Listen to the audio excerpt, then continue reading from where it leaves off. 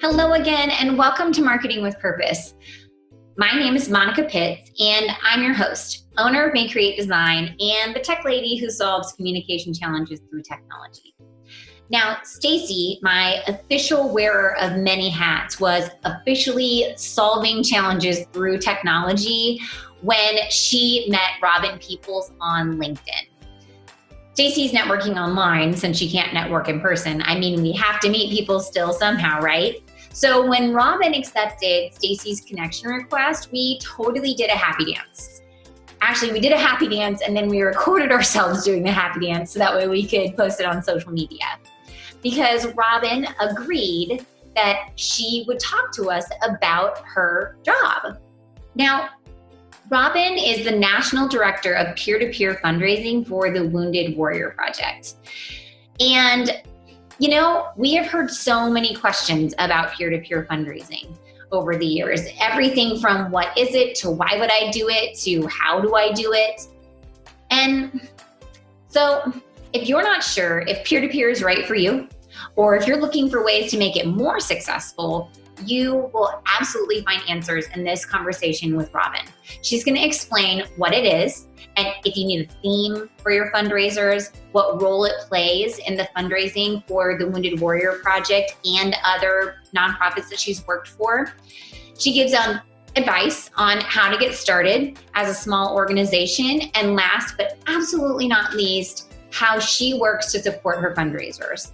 See, they do everything from providing marketing materials to training webinars to make sure that every peer-to-peer counts and they find success in their fundraisers. And well, I won't lie, Robin and I did go a little off script at the end and talk about ways to find volunteers online. And hey, you might think that's fun too. So without further ado, let's talk peer-to-peer and let's talk to Robin. Okay, so thank you so much, Robin, for taking the time to talk with me about peer-to-peer fundraising. So our community giving campaign integrated peer-to-peer fundraising starting 2 years ago, and we realize its potential. And so this year we're trying to lean in and further educate our nonprofits so that way they can get the most out of this year's peer-to-peer campaigns. And so I feel like your expertise is really going to help us achieve that goal. Fantastic. So I thought that we could start with like a PSA about the Wounded Warrior Project. Like, what is it that you guys do for people? Who do you serve? We serve warriors and their families that are post 9/11. So anybody that's been injured during those wars, so the Iraq, the Afghanistan, all that during that time, the last 18, 19 years. We offer an array of programs and services that they do not pay. They are all free to them. And some of them include mental health. Some of them are physical health and wellness, trying to get them up and moving. A lot of warriors come back with, they're used to PT, they're used to working out, and they put on a little bit of weight. So this is helping them to eat better and get physical again. Our mental health programs, a lot of our warriors coming back with PTSD. So helping them work through that, whether it's through, group therapy, individual therapy, building the relationship back with their family. A lot of military homes, the mom or the husband had stayed back, has had their own life for the last 2 years, and kind of when a warrior comes back, it does disrupt a little bit of the organization. So we work with the families to help them with that. Some of our larger wounded that maybe would have to go to, physical, almost like a retirement home. Sadly, we have home health care that we give to them for free to help the caregiver work with them if they're in a wheelchair, if they've lost numerous limbs, or if they have some TMIs, which is brain trauma injuries, to help them with that as well. So we do all those services. We believe that they paid their dues on the battlefield, so all of them are free. And then obviously that's where I come in to fundraise to make sure that those guys can get that for free. So your title is National Director of Peer-to-Peer Fundraising Events. Like, that's a pretty big title. I'm feeling pretty honored to hang out with you right now, really. Oh, thank you. So what is your role over there? And how did you get there? I've worked nonprofit my entire career. I started at one of the largest YMCAs in Tampa, and I oversaw their child care, all of their child care for one of the counties out there, Hillsborough County, and part of my job just happened to be capital campaigns and campaigns to help fundraise for that, which was kind of my passion. I already loved managing people, but then that was like something new for me. I transferred and got a job in Georgia with the American Cancer Society for the Relay for Life, which is probably the number one peer-to-peer out there. I think they actually started, I want to believe. And so I oversaw like the South Georgia area. And I think at one point I had like 16 or so Relay for Lives at that time, and really got into fundraising then. So I was looking to move. I got a job at Red Cross. Again, I stick with my nonprofits. I did major gifts and events for them. And, it was a year that we had a tremendous amount of hurricanes. And it was very exhausting, I will tell you that. That's a different type of nonprofit work. It's not quite as much as peer-to-peer as it is like direct asking. And this job came up, and I read it, and I was like, this is the perfect job for me. And so when I got the job at Wounded Warrior Project, they had just were in the works of designing a signature event. So they had never had a fundraising signature event before, like a relay or the Alzheimer's walks or March for Babies. They'd never had one. So I got to jump on board right then and help create what they created was a Carry Forward. It's a 5K. And it's a unique 5K. You can carry a flag to show patriotism, a weight for the burden of the warriors as they're in the battlefield, and then another person, which embodies our logo, which is a warrior from the bottom going on the top and vice versa. So super unique. It's very patriotic. We started in a couple of cities. So that's one part of my team. The other part of my team is any type of third-party event. So again, the peer-to-peer. So if you're hosting a golf tournament, if you're hosting a gala, if you're hosting, paint night, maybe instead of a baby shower, you want to give, get people your friends and family to give you money towards a cause. So, and those are all over, of course, of the USA. So I'm able to travel, and I was able to travel, and I would attend and help the host and help, my team would help them put that event on. That is fun. Yep. I love that you took the 5K and you spun it into something that's really specifically yours. That is really key. That is so cool. Yeah, it's only our third year, and unfortunately we couldn't be in person this year, and we have seen zero loss. People was our retention is super high. We're very, very lucky. We picked the right thing and it's working. So it's exciting. I'm okay, I would definitely pick to carry my smallest child. Definitely. Not the oldest one. That would be I know, it's crazy. People do the baby versions in the front, but one of our cities is San Diego, which is a super healthy community. We had so many men and women carrying. They're friends, full-size humans for a 5K, which is pretty remarkable. And I would never. I can't even carry the weight vest, so I'm a flag carrier. But it's pretty crazy how and it's super patriotic to watch too. It's a lot of energy, so it's exciting. Sometimes I think about that, when I'm carrying my children to bed, I'm someone had to carry their child for miles, and here you are, right, carrying them up the stairs and thinking, yes, it's going to be too big for me to carry, but I know that someone once carried their child for miles to get them someplace. And so anyway, that's really no, it's true. I had stairs too, and I remember they'd fall asleep downstairs, on the couch, or even in their high chair or something, and lugging a 3-4-year-old, 25, 26 steps upstairs. I was in a lot better shape when they were smaller than I am now, that's for sure. But it's a lot. But you're right, miles. Maybe 2 at a time, one on their hip and one, on their shoulders. So it is interesting. What we're kind of take for granted. So one of the things that we noticed when we did our donor survey at the end of last year's campaign is that, what was it? I wish I remembered the exact percentage, but it was almost half of our donors had never heard of peer-to-peer. And so, and I noticed that a lot of our nonprofits aren't necessarily using it. And I think that maybe they don't know what it is, or they don't know the strength of it. So I wonder if you could take a minute and just generally talk about what is it in your opinion, and what are the strengths of this activity? It's so interesting because it's kind of a new, I guess, name. I mean, even when I was working for Relay for Life, we didn't use that in our vernacular really until closer to the end of my career there. But peer-to-peer basically is a fundraising event, whether it's you hosting it yourself or a signature event similar to what I mentioned with the 5K, and asking your friends and family to support you within that cause. And so many times it's an, like the Facebook fundraisings, for instance, I may give to 10, 15 of my friends. I may not even care about the cause, but they're my friend and I want to support them to get them to that level. And there's been times where people in your network would then become affiliated with that and have some type of building that affinity of new donors into that particular charity. So it's kind of a two-folded there.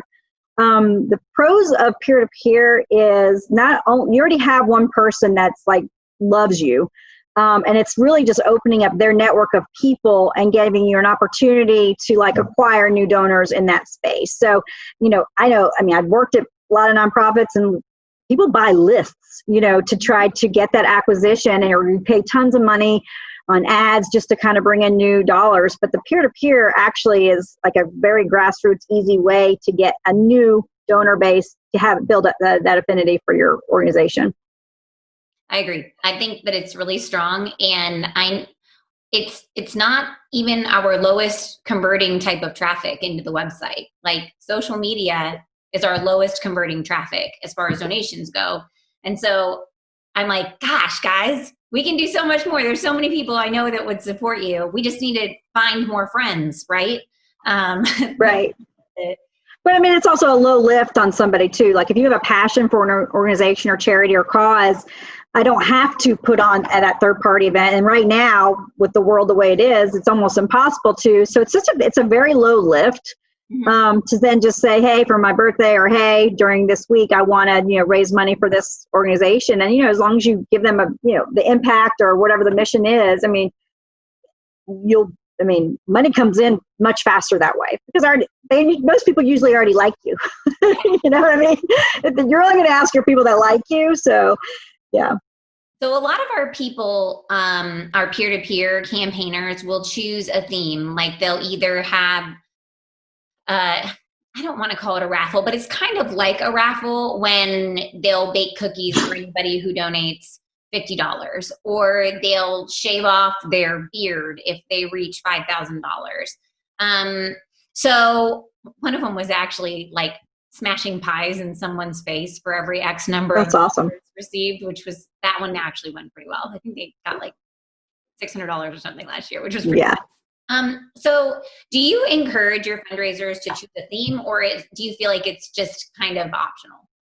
Well, it's interesting because I think if you're going to live stream something, a theme works really well because you're going to hit a larger market of viewers, people, friends, you share it. I mean, we're also visual people where you'll probably stop and click on a picture before you will just read something. Everything's going very fast. Even videos now, you only look at the first couple of seconds of a video, but if you're going to do something like a pie or kiss a pig, the CEO has to kiss a pig or something like that, can be fun and funny and you're going to live stream it, I definitely encourage that. If it's something that you want to do in person, that's just with you and your friends, we usually don't recommend that as much as just a straight on ask with a little bit of impact and, understanding of what the organization does. So do you encourage people to do these? And when you do, is it usually how do I explain this? So do you encourage them to do it online, or do you feel like doing it in person, or do you just kind of let them pick or talk through the pros and cons of each and every, ours is obviously online for Como Gives, but then I feel like it can be used throughout the rest of the year too. You can do it on Facebook, you can do, a dinner party or whatever you want to do. So do you find that one works better than the other, and what do you encourage people to do? I think whatever people are comfortable with, because I think if you force anybody to do anything that's based, they have high anxiety about that, depending on like the demographic and age. So whatever their comfortability is, we usually give them like both options. So, you can do this in person, and these are how the best practices of doing that, or you can do it on live stream it, Zoom it, there's all the like Twitch and all those channels that you can live stream an activity, even Facebook does the Facebook Live, but and just giving them that opportunity. We had found this year with the third party events, we had a lot of older demographic. Well, they're not comfortable using that media. So, creating more of a themed campaign around that would help them better than like a younger demographic that's already using TikTok and YouTube and all that, where they're very, very comfortable recording themselves. Cool. And then tell me a little bit about, does like peer-to-peer, how big of a role does it play in like your annual fundraising? How big of a role does it play in like your year-end fundraising? Does it make a difference when you do it? So different than any other nonprofit that I work for. So I don't know if this will be great information or not, but most nonprofits that I work for, it's been a pretty big portion of the revenue, like 30-40%. For Wounded Warrior Project, it's very low. It's like 1-2%. I think because we've never had that signature event before. With the success that we had this year, I foresee it probably growing to a larger revenue generator than maybe something else. But we do it really well with our direct response, which is almost non-existent with many other nonprofits. So it's very different than anywhere I've worked before. So we do it really well with our direct mail. So trying to encourage those people to do a third party or the signature event to get more of their network, since they already are doing that, is kind of the focus that we will be doing in the next couple of years. I mean, I feel like your cause it's easy to understand. There's some causes that are not, or that people don't see or witness or be touched by firsthand. Whereas I feel like so that would make that direct mail an easier, you don't have to teach them what the need is. They know it exists. They just need a solution for it, and you are the solution. And I think too, if you think about wars in the past, how a lot of our soldiers unfortunately came back without those services that they needed. There is a generation of people who kind of want to make up for that too, right? Like Vietnam and those kind of situations. So, I think you recognize it more. It's okay to talk about PTSD. It's okay to talk about being depressed now, where in the 70s, 80s, it was like super taboo. So I think that, society itself is like kind of leaned in more. So do you guys like go out and recruit for your peer-to-peer fundraisers, or are they just kind of coming into you and asking if they can do it? Our third-party events, not the signature event, they usually just come in to us. They're like, I want to give back. I want to figure out a way to do that. And so we give them all the options that they have. We will be starting to market out more for those particular buckets, but like golf, it's very specific. So not just random. So, golf is one. Our memorials and is another one. A lot of people who pass, they want, they'll do something like in lieu of flowers, right? But then they also want to do some type of memorial page. So, we will in the FY21 start kind of marketing some of that out. We do obviously market the 5K because it's the signature event. So we kind of recruit naturally, but then also outside. That's awesome, because my grandpa just passed away, and my mom came to me. She's like, Monica, we got these monies that they want us to make donations with, and Grandma doesn't even know what her options are. And, and I'm like, okay, well, let's talk about the services that so I'm from the nonprofit world, but for Grandma, she's not. And so she needs a place to put those donations, and a memorial would be a great opportunity for someone like her, I feel like. And we get a lot of, people that in other wars. So World War II, Vietnam, Korean War, those memorials are we probably get that more than anywhere else. Because and the VA really doesn't offer that. USO doesn't really offer that. So like if you had a parent or a relative that passed in one of those wars, that's a great opportunity to be able to do that. You're giving back to the, newer soldiers, but then you're also able to, honor a family member that way. That's awesome. So how long, getting into small technical details here, so when you're helping people plan their events or their campaigns, how long do you leave that ask open? Like, how long does that campaign run in general? I've seen success more with a shorter campaign, between like a 4 to 6 week. It kind of grows a self of urgency instead of just an open door. we need it now, right? The impact is now. And then, encourage them to do like a 4 or 6 week max. Like 6 is kind of probably the max I would suggest. Anything past that, you kind of lose that momentum and people start to like die off. Mm-hmm. And then for resources to support them. So I did a poll, and what was interesting is at first everybody came back and said, we want to know how to ask, and we want to know like what to say. And then all the rest of the responses were how to support them during the campaign to make sure that they, and before, to make sure that they have a successful campaign. So what types of resources do you provide people? I mean, yourself, you're clearly a resource, but like, what else do you give people to start? So we do a lot of like best practices, like, depending on, again, totally segmented out. Best practice for golf, best practices for students, best practices for, college, the memorials. So we do that. We use Donor Drive, which is a platform for fundraising. It's a peer-to-peer platform. Mm-hmm. And so there's a resource tab. So we keep a lot of this stuff in the resource tab. We've done webinars where like I've spoke, and some of the people that work for me will talk about their experience and what works.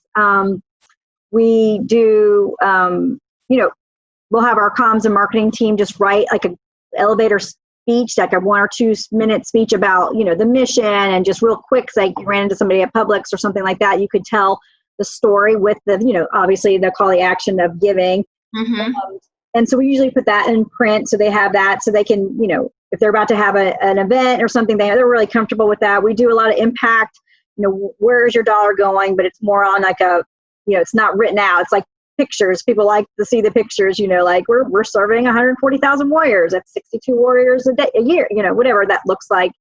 Let's see, what else do? We do a mini Zooms right now. We used to do them in person, but like if you're a host, what we call a host, we'll invite them to like a 30-minute, this is what one of our programs are, so they understand the program, what the impact is, so the program teammate is actually talking instead of me or somebody else, that they really are living it.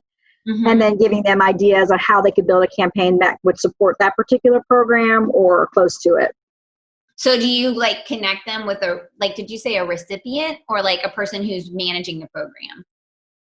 Usually it's one of like a teammate that is managing the program. Okay. Yeah. And then along the way, we do a lot of like, just little emails to them, like keeping them motivated, ask 5 friends today, and we'll give them some type of incentives, get somebody to, join the Facebook page, because you're going to learn a lot more in that group, by sharing with your peers more than us just telling you what to do. When you can ask somebody, it's sometimes that's easier, asking up here than, thinking that they're going to waste my time or email me and wait for me to respond or something. So sometimes that's even better too, just connecting them with like a peer that's doing the same event. That's actually pretty smart. Maybe I should have like our community campaign have a Facebook group for all of our peer-to-peer fundraisers.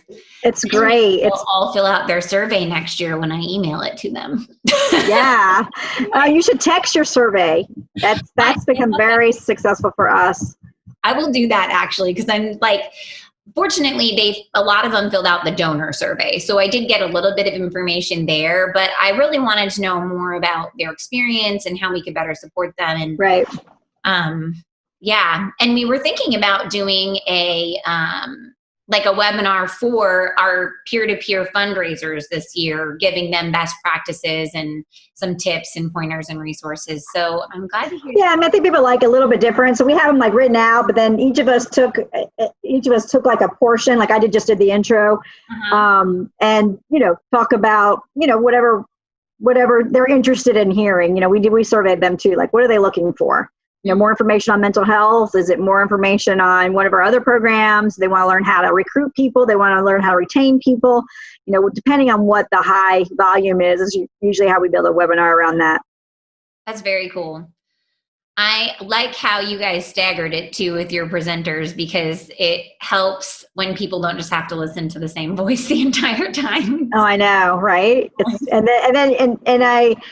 I'm very long-winded. You'll probably have to edit most of this conversation, but I get so passionate about it, and I'll just keep talking, and it's like, you have 2 minutes. It's like, oh, okay, I need to shut up. Please let me stop. So yeah. I totally understand that. And I'm going to leave it all in here because I want everyone Okay. since they have the audio option to just Right. do it. I feel like they can just listen and it'll be awesome. Yeah, or fast forward me, whatever you want. Yeah, put us on like 2 times double play and we'll be like chipmunks. Yeah. Well, do you have anything else to add? Those were my questions. Do you have anything else to add before I let you? I think for peer-to-peer, one of the things that just in my experience that I've seen is they really want to be recognized for the work that they're doing. I've worked in just about every lane of fundraising my 28 years, and the peer-to-peer, something to keep in mind is it's more than just writing a major gifts check. If you have money and you can write a $10,000 check and mail it in, that's wonderful. We appreciate that and we love you. But if you're taking your personal time to put on an event or, email all your friends and family, thank all your friends and family, that's a lot. That's a lot of work with everybody being busy with kids and school and church and work. And, I think, the recognition piece is huge to be able to recognize, thank them overly. So I'm kind of a big pusher on the extra thanks. I'll do thank yous from just me. Our CEO is amazing, and he will like a certain, like right now, he's like just every month we send him who we want him to personally call or send a thank you to. So, that goes a long way when you get something from a CEO, right? Yeah. So I think, just the over gratitude is huge. And I in my past, I have seen, especially new in my career, not thanking people and how quickly you'll lose them. Yeah. And I've seen it work the positive way where I've given somebody a lot of recognition and they've become one of our bigger donors and bigger supporters. So it's definitely a factual thing to do. So hearing that, then I feel like if you were like a smaller nonprofit and this was like your first foray into doing peer-to-peers, if you were doing them as part of like your year-end giving campaign, it would seem like it might be smarter to go with just a few. So that way you can really watch and learn and support them and thank them and nurture that experience instead of trying to get a whole bunch in and then just being totally overwhelmed. Do you have any suggestions you might give to the small nonprofits who are just kind of like dipping their toes in this idea? Yeah, and a lot of the times, I'll use Relay for an example. They're so volunteer based, right? Those events are 100% volunteer ran. That is the success of the Relay for Life because it's all volunteer based. With like a person like you or I just overseeing all, 300-400 volunteers, depending on, what your area is. And what I've seen with that is if you get too many people and you don't have enough jobs for them, you will lose people too. So my advice would be to start small, 1 or 2, hard workers and keep adding to the group instead of having everybody sitting around like, well, what do you want me to do? Mm-hmm. And then you're like, okay, well, I'm small, so I don't have a lot for you to do. Just hold on, or I'll email you. And then eventually those people just kind of just dissipate and they disappear. And then when you get bigger, you're like, oh my God, I have no volunteer base to pull from. What do I do now? So I would say start small and then, decide, where are the holes that we need filled and then recruit. Volunteer match on LinkedIn is really great. That's a great way to bring in volunteers. I don't know how much it is. I know there is a cost to that, but we have seen, especially with the new signature event, we saw a lot of success with that. Cool. So what does it do then? What does Volunteer Match do? It like coordinates with like community boards, colleges, people that are looking for community service, people that are looking for volunteer hours, and then puts little mini ads up for you, like whatever you're looking for. So when we were building the committees for Carry Forward, we're only in a couple cities, and then we have the national virtual, and we would, for San Diego, we were recruiting just volunteers for that particular event. And, at one point we had too many, and it was like, that's when we were like, okay, we need to get jobs for these people to do, or we're going to lose them. And, you do lose them, you will lose them. It's a fact. So, so it's like their LinkedIn jobs, but for volunteers. Yes. That's really cool. That's really cool. Because I did have an organization just ask me, Monica, how do we bring in younger donors to their organization? And my initial thought was, well, I feel like you should start with the volunteer because they are more likely to volunteer as young people because they don't have as much money. And then you can develop that relationship and they will be donors for life. But they were like, well, how do we find the volunteers? And now I know there's a digital way to do this. Yeah, and a lot of, like, depending on the area, a lot of college boards, like a computer, like website boards, have that. So, maybe it's not an internship, but maybe I need like 10 hours to graduate. Like my son needed hours to get for a scholarship that he needed. So he volunteered for Wounded Warrior Project. So like they might need hours for a scholarship to graduate, to get into it, because their club itself on campus mandates that they have so many service hours.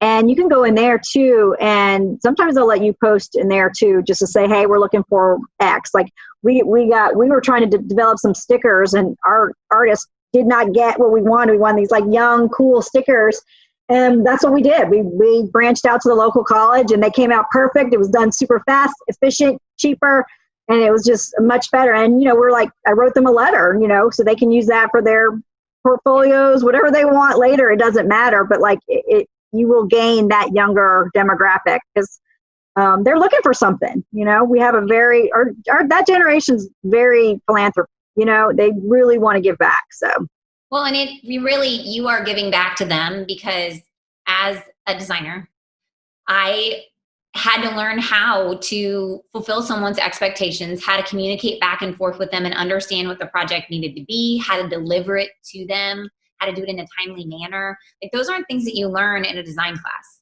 You can't learn it when you have like 400 hours that you can spend on doing something. When you have to learn how to do it efficiently, that's when you become a professional at it and deliver those results that you need to give. And so when you do hire on these students, while you might not be paying them, you are giving them something that is extremely valuable that they can take to an interview and actually get a job because of. So it's for sure. I back when I had interns in the American Cancer Society, I wound up hiring like 3 or 4 of those because they did such a great job in one semester that I almost didn't want to lose them.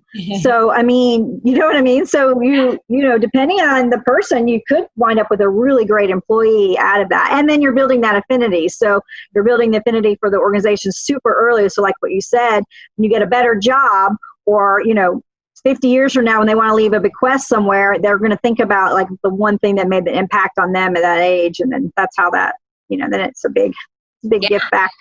So big fun idea there, friends. When you go out and you're looking for your volunteers, you can do it through the job boards, not job boards, but with the university, with like the LinkedIn program. And maybe that's an idea that they can use to get like their year-end marketing materials created for them. Oh, for sure. They probably need it for a project or something. You know what I mean? Well, thank you so much, Robin. How can people find more out about the Wounded Warrior Project or contact you if you're willing to have conversations? WoundedWarriorProject.org. Please look on there, and you can actually go under where it says get involved. All of our peer-to-peer activities are there, so you can kind of feel free to look around and see what you like and what you don't like. And then my information's on LinkedIn. I'm Robin Peeples, so if you want to look me up, I'm happy to connect with anybody and give them a chat. But it's been great, and I appreciate the time. Thank you very much. I know that people are going to learn a ton from this, and they will definitely benefit with their year-end campaigns. So thank you. Perfect. Thank you so much. Have a great day. You too. So I know, as awesome as all of these free resources and group learning can be, that sometimes you need just a little bit more attention and one-on-one planning help to sit down and figure out just where to start your year-end campaign. I'm offering a limited number of half-price one-on-one consulting sessions. Schedule between September 28th and October 9th, and your one-on-one 1-hour consulting session will be half off. So that's usually $90 and it's marked down to $45. So to sign up for your session, go to consulting.maycreate.com to reserve your spot today. Now, if you are ready to start planning for 2021, join us for the beta session of our nonprofit marketing management fundamentals course as I guide a small group of nonprofits through our signature marketing planning program later this fall. Now, for the beta release, all sessions will be presented live. with Q&A sessions afterwards for real feedback. I want to know what you need from me, and I want to answer your questions live in this beta release. So together we'll plan your marketing so you can get back to doing what matters most, growing your mission and making an impact on your community. Join the waitlist now at youmaycreate.com/fundamentals. Once again, that's youmaycreate.com/fundamentals. Together, I know that we can make these last few months of 2020 the best part of this year. And with that, my friends, go forth and market with purpose.